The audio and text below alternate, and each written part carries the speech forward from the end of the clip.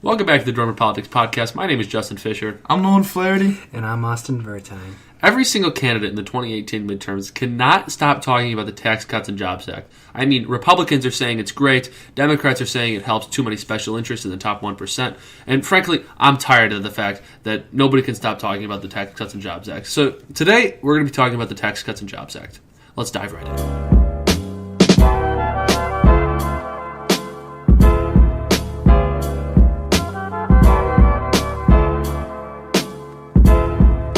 So on this edition of the podcast, unlike what we've been doing in the last few weeks and months where we're discussing the current news cycle, we're instead going to be delving into key issues leading up to the 2018 midterm elections. And one of those issues is taxation. We're going to talk about our ideal tax policies, and we're also going to talk about how our tax policies would affect the deficit. So I first want to ask Nolan a question regarding the Tax Cuts and Jobs Act that was recently passed by the Republican administration in Washington. Now, I want to ask you whether you support or disagree with the bill, considering that you are the moderate on this podcast. For me, when it comes to taxes, at least, I think it comes down to this. I think a lot of Americans don't really care what the tax rates are, who's paying more, who's paying less, except for themselves. And by this I mean, I would have to say that personally, I support this act in its individuality, saying that my family is going to pay less in taxes as a result of this Tax Cut and Jobs Act. But overall, like philosophically, do I think it's right that taxes were cut on the upper class? Not necessarily. And do I think that the top 1% we're just coming will to the upper continue? Class, okay? What were you saying?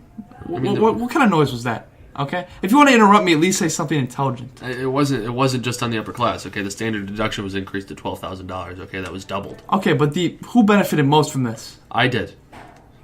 I benefited a significant amount from the standard deduction being doubled to $12,000. Yeah, and you support this act because you benefit. It just when it comes and to I taxes mean, like, for me, bottom of America, me personally, not my family, me. But how much the amount you're benefiting is much different from the amount, like money-wise, percentage-wise, you probably benefit my tax the return same. will be doubled. Sure. That's how much I'm being benefited. Okay. But percentage-wise, you're probably benefiting the same percent as like the That's upper 100%. class. I'm benefiting 100%. You haven't made any money in 3 months, Justin. Calm down a little bit, relax. big guy. First of all, yes, I have. All right. But, I mean, the standard deduction is going to help me, an extraordinary amount. My tax return is going to be double this year what it was last year. That's going to help me pay down my, cost of tuition here. And I mean that's how other people like me, my age, are being affected by this. It's not just going to the top 1% of America. It's going to people like me. I'll tell you what, Justin. You're a Republican. You're a conservative, right? That's me, yeah. You care about the Constitution. You care about the principles of this country that it was founded on by the Bill of Rights, right? Is there a question mark here? Do you support deficits? No. You don't, right? No. Okay, so how come your party, ever since 1980, has continued to balloon deficits while the Democratic Party has actually worked to reduce deficits? That is not always what we hear. We hear that there's free spending liberals and then these conservatives that are responsible with money, right? But that is not simply based in reality whatsoever. So, knowing that the Tax Cuts and Jobs Act that was just passed is going to create a $1 trillion deficit, how can you possibly support the bill? Okay, first of all, yes, I vote Republican, but only because I'm a conservative. I identify as a conservative before I identify as a Republican. Second of all, Nolan is kind of correct. The Republicans have run up a deficit because of the Iraq War and because of the Cold War. But third of all, the idea that, Bill Clinton, yes, he was a Democrat, okay, but the dude is very moderate, right? He had conservative policies that led him to be able to balance the budget. So, I mean, the only person that's been able to balance the budget since 1980, since Ronald Reagan, was Bill Clinton. Wait. Bill Clinton used a conservative policy of actually raising taxes on rich people in order to but it ended up actually being a conservative policy by lowering taxes on the middle class, which is, I mean, today is considered a conservative policy. But he raised taxes on the upper class. But when you see the Democratic Party moving left and saying, "Hey guys, this single-payer healthcare system is going to cost a fortune, and middle class are going to pay significantly more in taxes," I think when people find out that actually their healthcare bills will actually cost less once they put the tax money into the pool. Oh, okay, sure. So by doubling, I mean, Even leftists have concluded that single-payer health care would cost $3.2 trillion a year. That's roughly double what America's current federal bill is. You can bring up single-payer health care, but we actually don't have that, and we've never had that, right? Okay. So why is the deficit so large? The deficit is so large right now because we did cut taxes without reforming entitlements. If you're asking me why the Republicans didn't do that, I don't know. Because, Social Security has such a high approval rating that the Republicans didn't want to do that. I personally would want to cut Social Security, Medicare. I would want to cut the entitlements to be able to get rid of that deficit. Because, as we know, when deficits... So you cut a program that people pay into for their whole lives? Yeah, I would. Social Security... How would you tell your grandmother that to her face? I would tell her to her face and say, I want to cut Social Security. I think your grandmother would not think much of you. I think my grandmother loves me. I don't know. You're going to take away her checks every week. I'm not going to cut Social Security to my grandmother, okay? She's 70 years old. Oh, just not to your grandmother. Not to your grandmother. But to everyone else, I would have to reform it for the baby boomers, okay? We have to look at economic realities. There are double the amount of baby boomers as there are millennials and Generation X's. So as we grow up, we're going to be screwed over because we're going to be paying into a system that's going to be bankrupted by the time we use it. Social Security still has a surplus, and it'll have a surplus until at least 2036. Yeah, when am I retiring?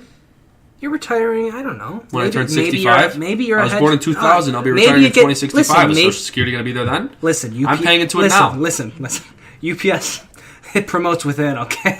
So, what does UPS have anything to do with this? Listen, I know your desires, okay? I know your futures. I have no desire to work for UPS at this moment. Okay. Tell me this. Answer me this, right? So let's riddle me this. Okay? Sure. I'll tell you what really grinds my gears, okay? Let's say it's the year 2000, right? That's when I was born, sure. Right? You are given an absolutely pristine house for free, right? Pristine. Clean. It's got, functioning water. It's got a fantastic kitchen. Where does the analogy end? Right? Where does the analogy end? Maybe something happens in 2001, right? Sure. Maybe, there's a lightning strike on your house and the roof gets damaged a little bit, right? Okay. That doesn't mean that we have to put ADT monitors all around the house. Because that's not actually solving the problem. I'm so confused. At all, right? I'm so confused. This is what happened in 2000, okay? Right. Bill Clinton gave George W. Bush a surplus. Okay. A surplus. Correct. That's budget unheard was going to be paid of. off by 2009. The debt was going to be paid off by 2009. By correct. 2009, it was going to be paid off completely, That's right? Perfect financial standing. Absolutely. 9/11 happened, right? Mm-hmm. Obviously, we know that has changed the trajectory of the 21st century forever. Forever. It'll be the defining moment of our century and of our generation. I would partially agree, sure. Okay. That and the 2008 financial crisis as well. Instead of maybe just...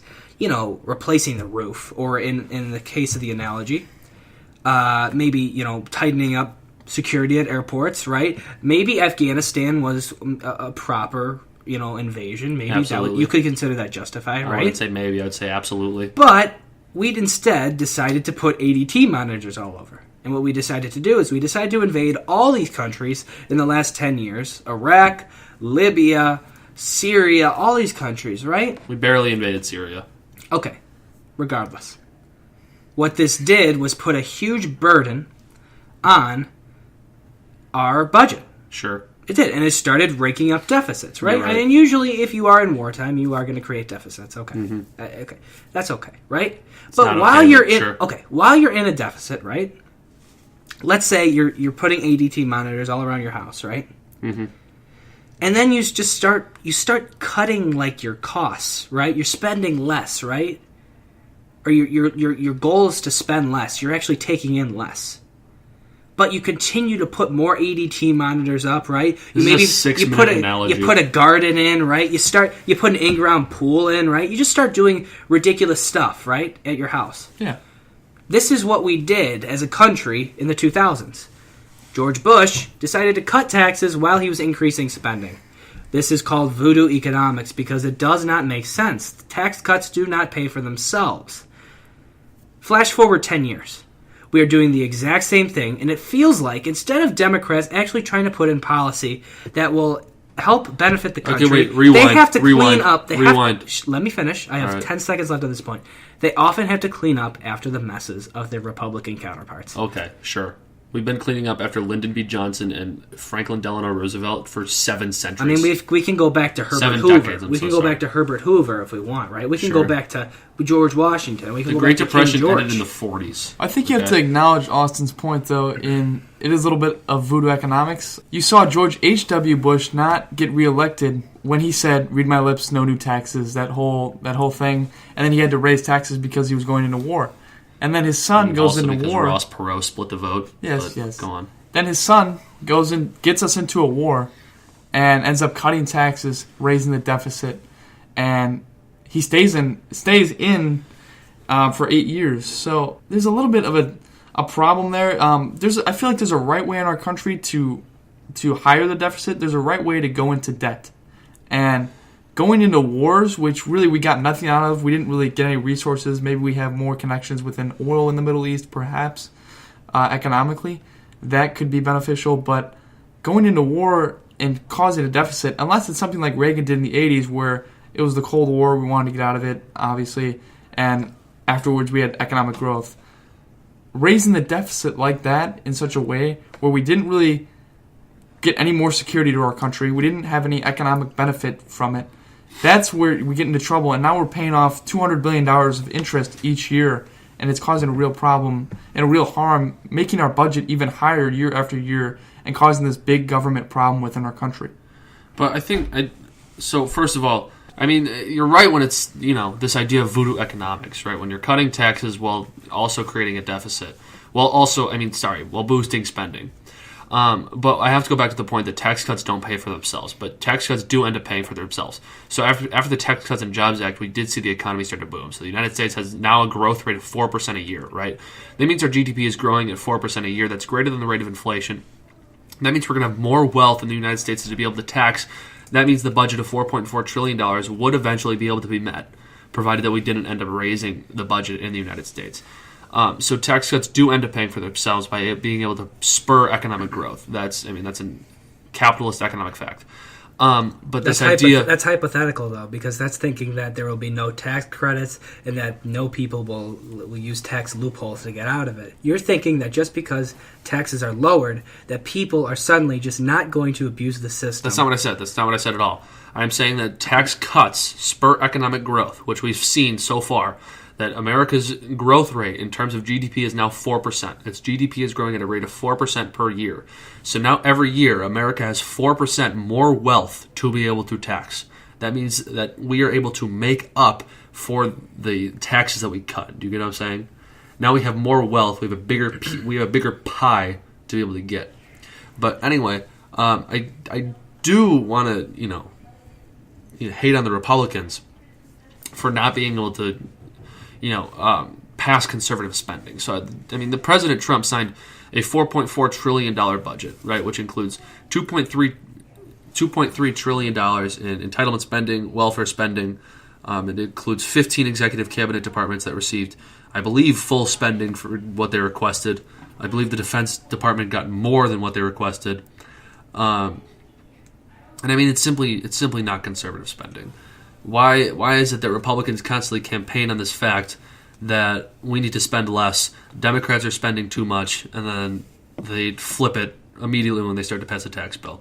So I think the Tax Cuts and Jobs Act was good, but I certainly don't think it was enough. I think Paul Ryan and Mitch McConnell and the President had a majority in the Senate, a majority in the House, and frankly a majority in the conservative Supreme Court even before Brett Kavanaugh.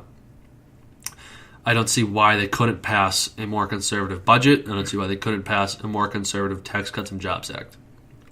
You know what I hear people complaining about? And I'm sure you've heard this stuff too. Right? You hear about people complaining, damn, like, the roads that we're driving on are, like, they're really shitty, right? Sure. It's fucking up my car, right? Huh. Like, dang, I can't pay for, like, my brother's surgery, right? My brother can't pay for his surgery. He's going to be in debt. He's going to be in debt, right, for years. Can't pay for my pharmaceuticals. Yeah. Especially this day You and know age. what doesn't help that? Tax cuts. I'm sorry? It doesn't help those problems whatsoever. What? No, in no way does tax cuts help So when infrastructure or 90% of healthcare. Americans have more wealth in their pocket, sure, it doesn't help infrastructure because no American is going to be able to donate to infrastructure. But it certainly puts more wealth in the pocket of 90% of Americans, and now they have more money to spend on health insurance. Is the solution to healthcare cutting taxes? Absolutely not. Well, But it certainly helps the Americans idea when they of receive the more idea money. of tax cuts spurring economic growth is simply it's a boom bust cycle, and it creates short term growth and then long term problems. And I think we're seeing that Okay, right now. then why was the growth rate under Obama? It was like what, 2.7 to 3%? Which is still a pretty solid growth rate. Sure. Why is it 4% now? Why is it 4% now? What happened? I think that there's a few reasons. I think that the Obama policy changes that he did are So it had still, nothing they're to do still with cutting being- taxes. So when we cut taxes and then the economic growth went from 2.7, 3% all the way to 4%, that why didn't it drop it to 1.1%, which is what Norway has, right? Why didn't it drop it to in the 1.2, 1.4%, which is held by Denmark and Scandinavian countries? Why is it that when we cut taxes and put an average of $2,200 into the pocket of 90% of Americans, that growth spurred up to 4%? I think you're acting as if tax cuts spur this great economic growth, even though that's easily debunkable. What? Let's understand. What happened to Barack Obama said this in every single one of his There was campaigns. 4% economic growth during Obama's tenure for a long time. There was. Think about this, okay? Let's say instead of cutting taxes, you raised wages, right? If you were somebody, right, who was barely making ends meet, and you got your wages raised, you'd be seeing an increase in your money every other week or every week, right? Okay. If I get a tax cut as someone who's barely making ends meet, I see that once a year. False. And it's a lump sum. False. Well, also Depends how you follow your W-4. The problem with what you're saying, Austin, I think, is that while you would get payment more each month when you cut, the solution to this would be you cut taxes on the rich, which with our current system, people think that you cut taxes on the rich, you open up more jobs, do something like what Amazon's doing now, is that they raise the wages up to $15 an hour for each of their employees. And so unemployment obviously is down to 3.7%. Yes. Lowest it's been in 50 years. Yes, but also Amazon is a company, like, I feel like that's an outlier in terms of like lowering taxes. Like, they just have so much money where they're literally just raising their wages pretty much just for good PR if you think about it. They were pressured by Bernie Sanders. They're not really doing it for like any sort of like. Okay, wait, you're gonna tell me that Amazon cares about public relations? Do you think anybody would stop using Amazon? No, absolutely not. So, I mean, they have the flexibility, they have the money How'd they do it? to raise wages. I mean, it's not going to matter for Jeff Bezos in the long run if he raises wages. But if he's able to get... I mean, if he didn't get raise more wages, people it would have mattered. Get more people that want a job at Amazon, get more jobs available where Exactly. he has lower taxes. But I'm just saying, that's not a result of lower taxes. That's just the company having a massive amount of wealth and False. being able to... Yeah. His corporate taxes were cut from 35% to 21%. Yes, but he didn't... It's not like he just raised wages because of that. Why? Because the company had more money and now he's able to Take pay it his on a employees more money? take it on a smaller scale. A company that's smaller, like say like a, I don't even know, just not a giant like Amazon. You're not seeing smaller companies, smaller corporations, we'll say, because they're still big companies, but maybe not as much income as Amazon. We're not seeing them raise their minimum wages. It's these big companies that already have so much power in the market, and that it doesn't matter whether or not we raise or lower their taxes. They can provide pretty much any job and any wage they want, even if it's not up to the living wage standard for like someone in a normal like standard family. Where in the United States, it's going to take about $65,000 a year for someone who's married with 2 kids to even be able to sustain a life that's pretty decent. So, I mean, Amazon's still not providing that. They can just pretty much provide whatever they want because of their... So why are they providing $15 an hour? What is the point? Well, I think it certainly makes a job more appealing at Amazon. They're going to be having a lot more growth in the next couple of years because they have so much. So now that they have more money, they're able to raise their wages and spur more economic growth within the company. It's entirely business reasons that they did it. They don't give a shit about PR. The idea that Amazon cares about PR is stupid. Right? Well, they have one of the greatest services in the history of planet Earth. Absolutely, but they're going to be able to employ more people. More people are going to want a job at Amazon now. Exactly, and now they're able and to that's grow their good business PR. even more. That's good PR.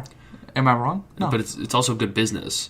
The idea that Amazon did this for good PR is stupid. No, but it's not the idea that it's just They're good. probably thinking that more money that's circulating through the economy is actually going to benefit them more. Yeah, Maybe, yeah. I'm just saying that a tax cut on a company like Amazon or Walmart really It's does. huge. No, it does.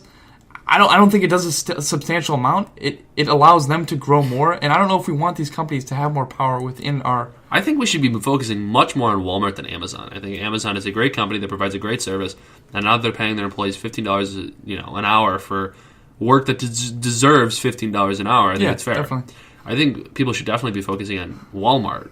Why is Walmart? I mean, first of all, they are employing felons, so I mean that's a fact. Walmart's one of the only companies that actually employs felons. What's so wrong about that? I don't know. Nothing. I'm saying that that's why they're able to pay such low wages, right? So, I mean, Walmart pays some of the lowest wages that we've... I mean, actually, that's not necessarily true. I mean, the Walmart in our town pays around $11 an hour. But, I mean, and relatively speaking, northwestern Illinois, $11 an hour isn't that great? I think they did raise their wage to $11 an hour as minimum wage for Walmart now, but For the whole company? Yeah, let me check on that real quick. But either way, I mean, for the longest time, Walmart had, some of the shittiest wages in corporate America. And, I mean, this is as a result of... all of their employees are on food stamps, so they were able to be subsidized by the federal government. And that essentially is corporate welfare, right? When you subsidize an enormous cost in a company, which is labor, then you're essentially subsidizing the company. Really, I think the problem with that is that Walmart is actually hurting the federal government because it's getting subsidies from the federal government while keeping people on lower wages and keeping them on the welfare lines. I would agree. Keeping them on food stamps. And what's the lowest competitor in the market? It's Walmart. So it's just this horrible cycle. So I think, where Walmart abuses its workers and it abuses its power in regards to the subsidies it gets from the government. And just to clarify that, yeah, they did raise their minimum wage to $11 an hour in January of this year. So anyone working at Walmart, I mean, again, for what reason? I mean, I feel like it's just because of their great power. They want to make themselves seem as like such a great company now. They employ wage. The economics are simple, right? If they raise their wages to $11 an hour, more employees come to Walmart. Walmart's able to create more stores. Walmart makes more money. Yeah, but they could do that without even getting the tax cut. But they just refuse to do. Like, that's why even companies this big can't afford a huge expansion of stores. False. That's false. Walmart, Amazon, these big companies could do anything. Then why don't they dominate the world? Why aren't they president of the United States? Jeff Bezos? Are you kidding me? He could dominate the world with $150 billion. I mean, I don't know. I think you're ignorant to the fact that these big companies. You think that these big companies can't expand without a tax cut? They can expand. They just choose not to. And once they get their tax cut, they allow themselves to. They don't expand their business. They don't expand the business through a tax cut. They'll most likely sit on that tax cut. Yeah, I mean, that's what a lot of companies are doing. That's what most people do. Why would they sit on the tax cut? If the tax cut allows them to pay people more, it allows them to expand businesses, and then they could make more money over centuries. Okay. Why would they just sit on the wealth? Well, here's the thing, right? The thing is that if you were... This is going to be my final point. If you are cutting taxes for people, right? They can do either two things, right? They can either invest in our economy, whether it's through business, whether it's through, if you're a middle-class person, you can purchases, right? Or you can sit on it, and you don't have to do anything with it. Okay, right? What do they do when they sit on it? Now, most middle-class people, this is a concept called repatriation of money.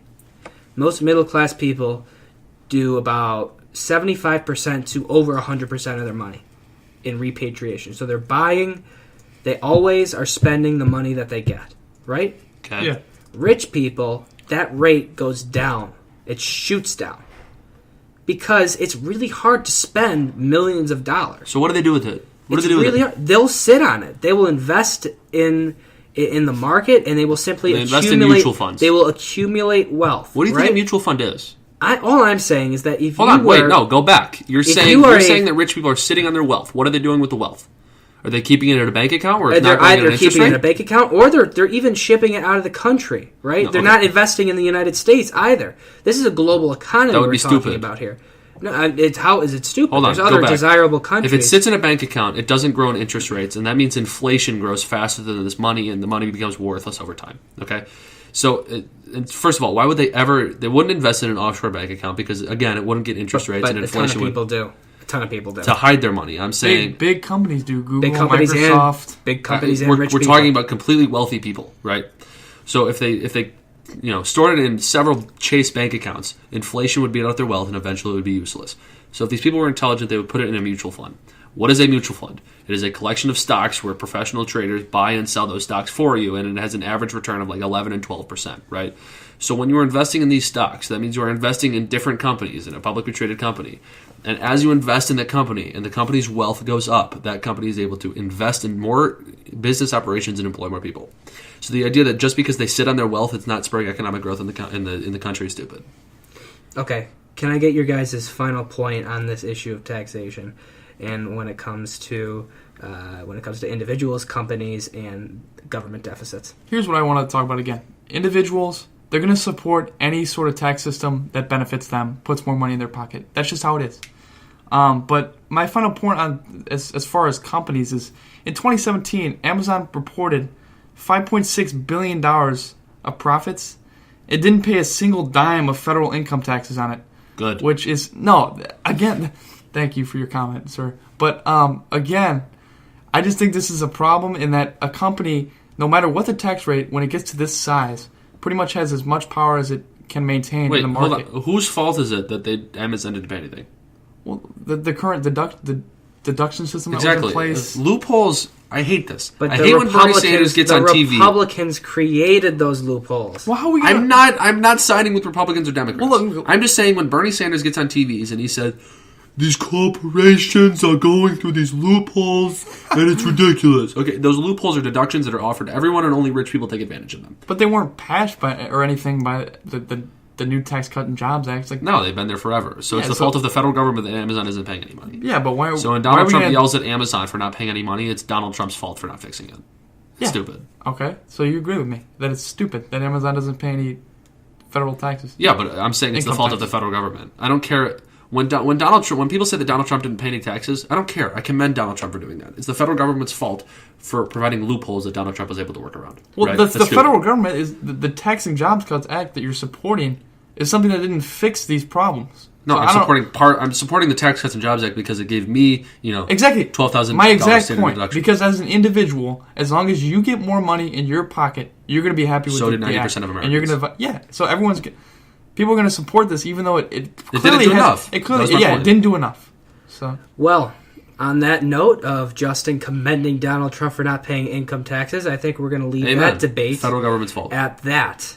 IRS sucks. Tune in next time where we will discuss another issue leading up to the 2018 midterm elections. I'm excited. Remember to subscribe to our YouTube channel and follow us at Dorm Room Poly on Twitter. And register to vote. Vote R. Thank you guys so much. We'll see you guys next time. I'm Austin Vertine. I'm Justin Fisher. And I'm Nolan Flaherty. And thank you for tuning in.